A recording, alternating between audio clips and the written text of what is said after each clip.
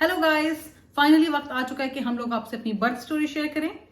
It took us a while to share the story with you guys because to this day it still gives Samara goosebumps because it didn't go the way we planned. So our due date was 11th of August, but because Samara was gestational and diabetic and she also had thyroid, doctors were like that most probably you're gonna be delivering at the end of your 39th week. And also, our preference from the beginning, it was doing the normal delivery. So the doctors were like, you're gonna come for induced labor. Induction is basically to give artificial pains in order for the baby to come out. Basically doctor told me कि आप 4th of अगस्त को hospital जाएंगी. वहाँ पे already मेरी enrolment हुई हुई थी और मुझे आर्टिफिशियल पेन के लिए इंड्यूस किया गया with the help of gel. Induction basically procedure होता है जिसमें आपको आर्टिफिशियल पेन दिए जाते हैं कॉन्ट्रैक्शंस के लिए, और कॉन्ट्रैक्शंस होंगे तो फिर आप नॉर्मल बेबी डिलीवर कर सकते हैं. तो as planned we went to the hospital on 4th of August. वहाँ पे मुझे फर्स्ट इंडक्शन दी गई with the help of gel. एक प्रॉपर प्रोसीजर हर 6 आवर्स के बाद 3 दफ़ा ही होता है. विद इन 24 आवर्स में आपको 6 आवर्स के गैप से दिए जाते हैं. कभी कभी ऐसा होता है कि आपको फर्स्ट प्रोसीजर के बाद ही आपको कॉन्ट्रैक्शन स्टार्ट हो जाती हैं और आप रेडी हो जाते हैं डिलीवरी के लिए. और कभी कभी आपको 3 प्रोसीजर्स के बाद भी आप डिलीवरी के लिए रेडी नहीं होते तो फिर वो दूसरे प्रोसीजर स्टार्ट करते हैं. तो as plan we went to the hospital at 9 o'clock in the morning और मुझे इंडक्शन दी गई. उसके बाद हम घर आए. डॉक्टर ने हमें कहा कि जब आप सेकंड टाइम आ रहे होंगे इंडक्शन के लिए तो bring your baby bags and everything with you because you never know कि क्या होता है. सो 3 बजे हम दोबारा हॉस्पिटल गए for second induction. Alright guys, ये वो वक्त था जब हम सेकेंड इंडक्शन के लिए हॉस्पिटल में आ चुके थे. और यहाँ पे डॉक्टर ने सबसे पहले हमें स्टार्ट किया with the NST non stress test,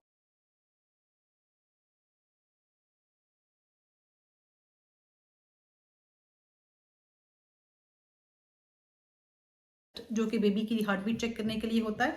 और जब वो टेस्ट हुआ तो डॉक्टर टोल्ड अस कि भाई बेबी की हार्ट बीट में इतनी फ्लक्चुएशन नहीं है. 130 से 150 के बीच में हार्ट बीट थी per minute. It's suppose to be 130 से 180 190 के बीच में फ्लक्चुएशन जब ज़्यादा होती है it means baby is normal, movement normal है. तो यहाँ पे जब हमें डॉक्टर ने बताया कि भाई हमें सी सेक्शन की तरफ जाना होगा, ये वो मोमेंट था जब मैं बहुत ज़्यादा परेशान हो गई. और डॉक्टर ने कहा कि this is the right time. और but I took 2 hours to decide. और मैं बहुत इतनी परेशान हो गई कि I started crying. I gave Harris a very hard time. और उस टाइम पर I call my mom because Harris and doctor yes. तो Harris and doctors they both were trying to convince me कि let's go with the C section. और वहाँ पे आई call my mom. मैंने अम्मी से बात की. मैंने कहा मी पाकिस्तान में I call my mother, she was there. और मैंने उनसे कहा कि मुझे डॉक्टर्स एंड हारिस कन्विंस कर रहे हैं फॉर द सी सेक्शन, जो कि मैं नहीं चाहती. क्योंकि उस टाइम पे मुझे ऐसा लग रहा था कि मैं ऑपरेशन के लिए जाऊँगी और मैं वापस नहीं आऊँगी, क्योंकि मैं वीडियोज़ वगैरह देख देख के इतनी ज़्यादा डरी हुई थी और फर्स्ट बेबी था मेरा. तो एनीवेज एट दैट टाइम मेरी अम्मी ने मुझे एक्सप्लेन किया कि भाई तुम्हारी सिस्टर, तुम्हारी cousin, they all ended up with a C section and this was their decision because it's very easy and it's very quick. Instead of आप जब नॉर्मल डिलीवरी में होते हैं तो you don't know, it takes like hours for the contractions to come in every each minute. और तो ये ज़्यादा हार्ड होता है बेटा. एंड आई वाज लाइक अम्मी ठीक है, बट मैं आफ्टर इफेक्ट्स से डर रही हूँ कि जो पेन होगा, वो जो ऑपरेशन होगा, ऑब्वियसली इतना बड़ा कट लगता है, 7 layers आपकी कट होती हैं. एनी हाउ दे कन्विंस्ड मी. और जब डॉक्टर ने मुझसे ये कहा कि भाई अब बच्चे का आफ्टर बर्थ बेबी का मुश्किल है कि वो क्राई करे और it can damage the baby brain और बहुत सारे कॉन्सिक्वेंसेस हो सकते हैं लेट डिलीवरी के, तो you have to decide it right away. उस मोमेंट पे डॉक्टर ने मुझे डॉक्यूमेंट दिया. और यहाँ पे कनाडा में मदर या जो पेशेंट होता है वो डिसाइड करता है कि उसको सी सेक्शन के लिए जाना है और वो मेंटली प्रिपेयर है या नहीं. जब तक मैं प्रिपेयर नहीं थी दे कॉल्ड साइकेट्रिस्ट टीम और उन्होंने मुझे कन्विंस किया एंड दे आर लाइक जब तक तुम साइन नहीं करोगी हम नहीं लेके जाएंगे. तो stop crying first of all and make up your mind, whatever you will decide we are with you.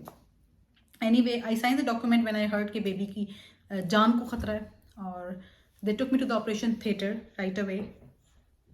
Yeah.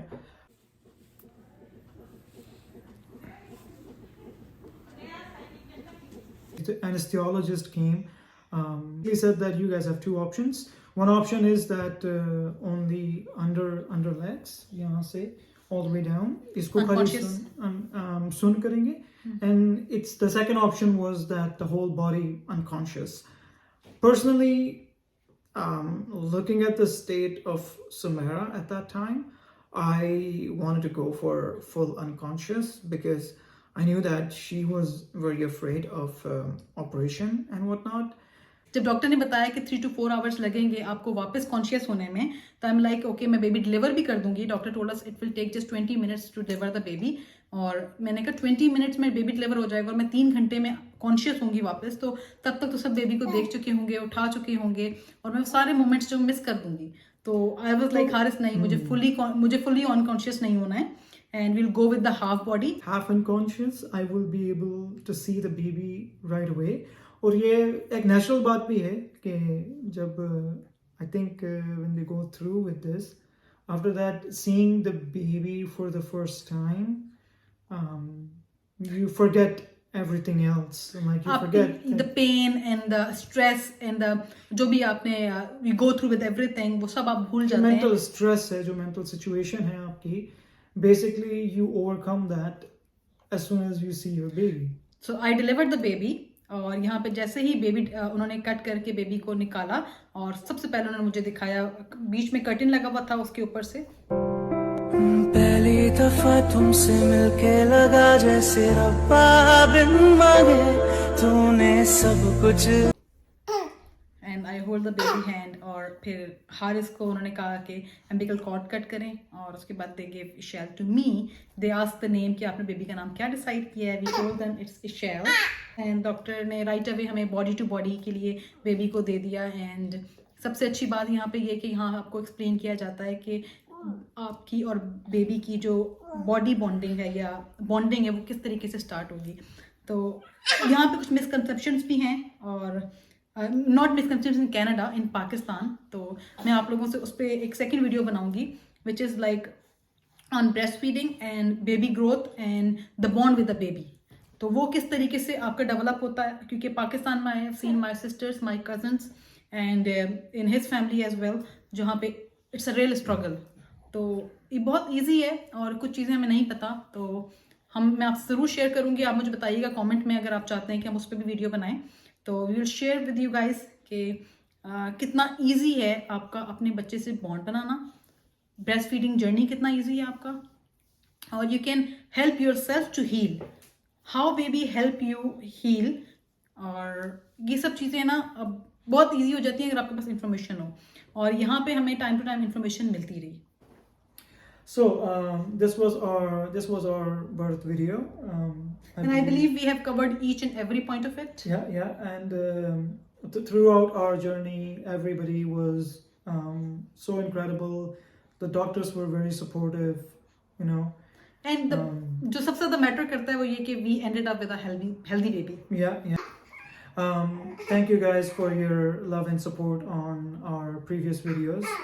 Your comments means a lot to us. और अगर आप लोगों को हमारी वीडियो पसंद आए तो प्लीज़ ज़रूर इस वीडियो को लाइक कीजिएगा और कमेंट कीजिएगा अगर आप कहीं भी इस वीडियो में रिलेट करते हैं तो. Thank you for watching. अल्लाह हाफिज़.